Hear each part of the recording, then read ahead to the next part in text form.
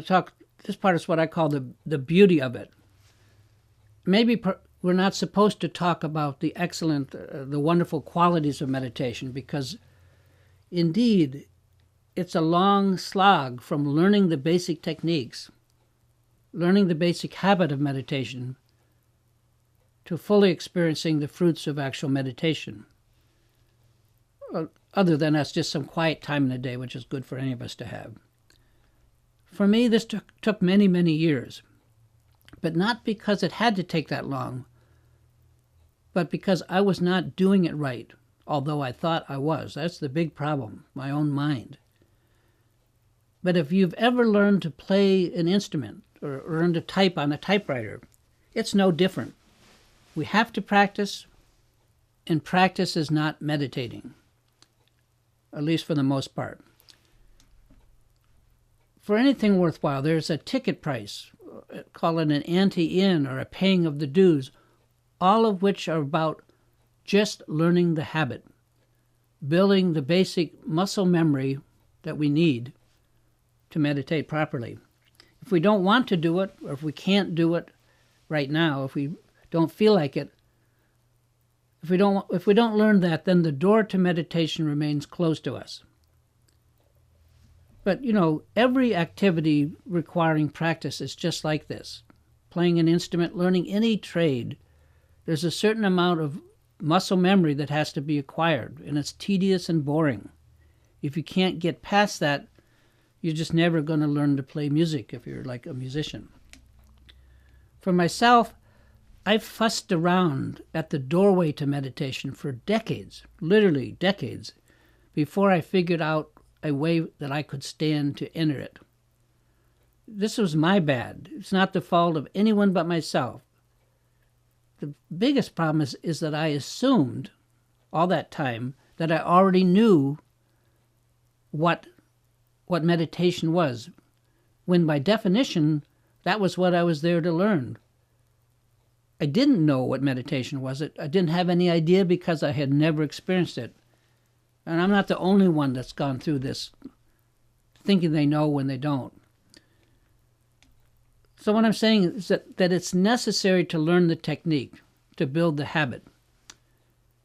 And for someone like myself, building a habit like that is not a lot of fun, at least for me. In my life, there has to be some joy in what I do. And finding joy in rote practice, which is probably an oxymoron, didn't work for me. I couldn't find it.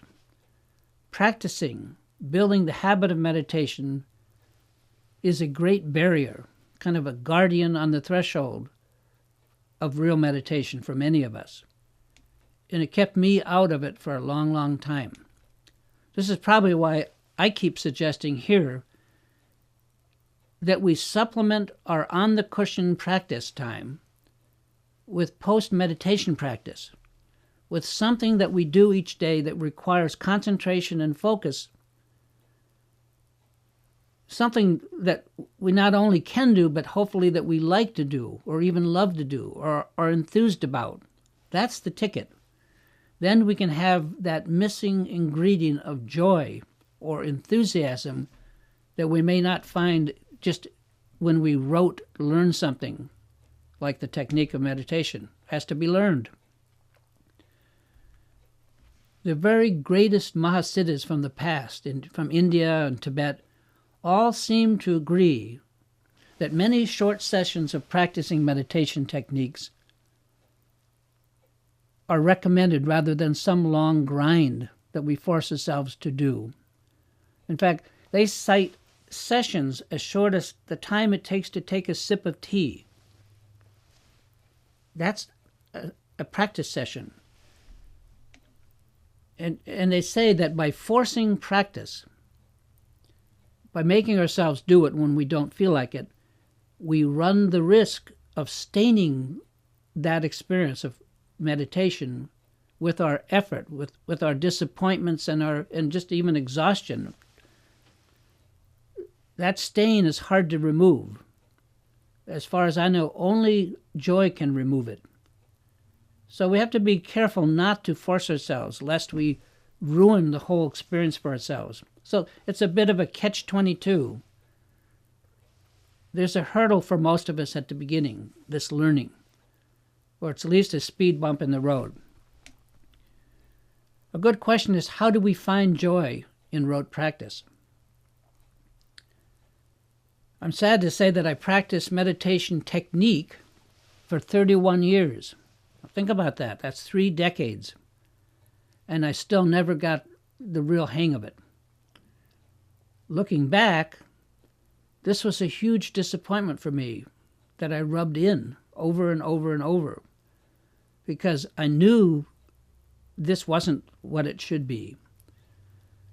And I know that, don't tell me that all of that time, this is what I get. When I tell someone that who's a meditator, they say, oh, all of that time was good for me because I was busy removing obstacles, or that everything in life comes in its own good time. Of course that's true, but that's only a partial truth.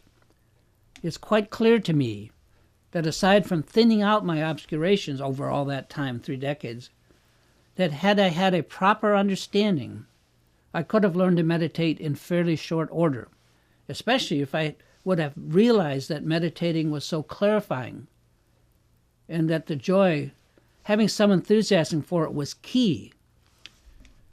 I was too often told that perseverance was the key. At least in my case, it wasn't. A big problem, and here's the really big problem, is that beginning meditators have no experience of the fruits of meditation, i.e., they really don't know what it's like. Let me give you an example. If we learn to play a musical instrument, we already know what music sounds like. That's what inspires us. But with meditation, there's no music that we can just put on and play. We have little to no idea of what real meditation feels like, other than whatever we've been able to glean from books, from teachers, and from our own imagination. My own imagination was the most dangerous thing of all, because I have a great imagination. In my case, actual meditation, when I finally was able to understand it and experience it, was nothing like I'd imagined it, or that I determined it must be. My badly formed opinions turned out to be my worst enemy. What I thought I knew, but it didn't. The opinions that I held up as a bar, that all of my sitting meditation experience had to measure to that bar. It had to be like this. How foolish was that? I mean, I had no idea what it was like because I had never experienced it. I had only experienced trying to meditate, practicing. I don't know what I was even thinking meditation was. I guess I thought it would be enlightening, whatever that is. Having never experienced enlightenment of any kind, all I could do was guess at what real meditation would bring to my life. It was based on books I'd read, things other people had said to me, including my teachers. And here's just a funny aside. The assemblage that I gathered in my mind around the word meditation was identical in nature, same kind, to what each of us gathers around us that we refer to as our self or our personality. It's the same stuff. It's an assemblage of things, of attachments and unattachments.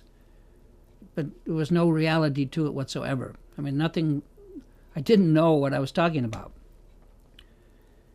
If I would have been able to admit to myself and to my teachers that I was getting nowhere, I know that they would, and certainly could have, helped me. But like so many of my Dharma brothers and sisters, I kept a stiff upper lip, and I believed I was already meditating, and that I was experiencing was enlightening me. In truth, aside from maybe my good intent, it was not. I was going pretty much nowhere, because I was finding no joy, or very little, in my practice. But I kept at it. Sometimes only because if I didn't do it, it would be too embarrassing. I mean, if I wasn't a Dharma person, quote unquote, what in the world was I? That was too hard a question for me to face, so I just kept at it, essentially for years staining my practice with effort that I did not joyfully give. That was a huge mistake, folks.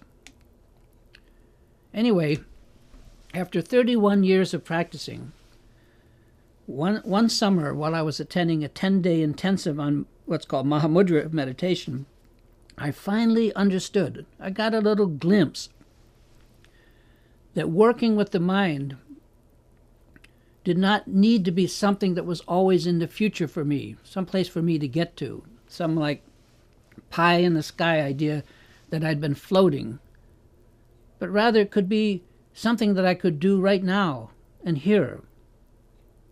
Up to that point, I'd been like a swimmer with an inner tube that was just beyond his reach. My own swimming efforts, my own efforts to try to meditate were pushing the inner tube of actually meditating always beyond my grasp. It was always not present. It was always somewhere in the future.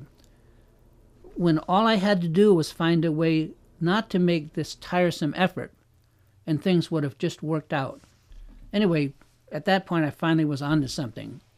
And I won't go through the whole thing, but I spent the next 3 years actually working with my mind for the first time, not only on the cushion, but also and especially off the cushion in what I've been describing here as post-meditation experiences, doing things that required concentration, but bringing the techniques of meditation to whatever I did during the day. Anyway, after that, and also some life-changing experiences that I had, I found what I would call, at least for me, true meditation. Now, I found this ultimately not on the cushion, which is, I'm not recommending it, I'm just saying this is the truth. I found it through the process of taking close-up, what's called macro photography, photos of nature, of little bugs and leaves and stuff like that. So go figure, that's just the way it came. Perhaps it was because in photographing nature, there was the joy factor was fully there. I mean, I love nature and I love little critters. That joy or enthusiasm made all the difference, and that's what I'm trying to share with you. Because after that, it was only a couple of years. It took me a couple of years to settle into a meditation style that actually suited and worked for me rather than my working for it. I'd worked for it for 30 years. So I think that the takeaway here has to be that, at least as far as I know, learning meditation takes real time. Not just a half an hour a day or 10 minutes a day. I mean, that's a nice try. But, if you're going to learn to play the piano, it's the same thing. You don't learn to play the piano in 10 minutes a day or half an hour a day. I mean, not well. There's just no free lunch. And we could ask, is all of it worth it? All I can say there is that absolutely yes, it was worth it, and then some. In all of the world of my experience, all of the world that I've seen, there's no more valuable tool than the clarity and insight that meditation can bring. With it, I can see, and without it, I could never see very well. I couldn't respond. I couldn't negotiate the curves and turnings that life brings me.